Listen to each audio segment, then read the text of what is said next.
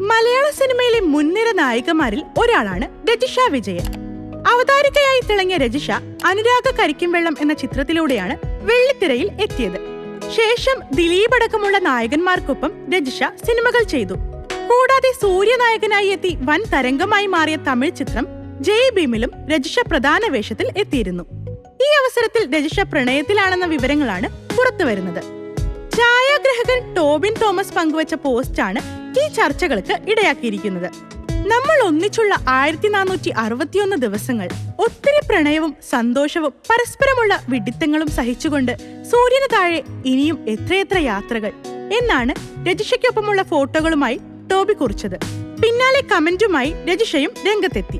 പിന്നാലെ കമന്റുകളുമായി നിരവധി പേരാണ് രംഗത്തെത്തിയത്. ആരാധകർക്കൊപ്പം നിരവധി സെലിബ്രിറ്റികളും രജിഷയ്ക്കും ടോബിക്കും ആശംസകളുമായി രംഗത്തെത്തി. അഹാന കൃഷ്ണ, മമിത ബൈജു, രാഹുൽ റിജി നായർ, നിരഞ്ജന അനൂപ്, ശിവരാജ്, നൂറിൻ ഷെരീഫ് എന്നിങ്ങനെ പോകുന്നു താരനിര. ഇതോടെ ഇരുവരും തമ്മിൽ പ്രണയത്തിലാണെന്ന് ആരാധകർ സ്ഥിരപ്പെടുത്തുകയും ചെയ്തു. എന്നാലും നിങ്ങൾ തമ്മിൽ ലവ് ആണോ എന്ന് ചോദിക്കുന്നവരും ഉണ്ട്. മധുര മനോഹര മോഹം എന്ന ചിത്രത്തിലാണ് രജിഷ ഏറ്റവും ഒടുവിൽ അഭിനയിച്ചത്.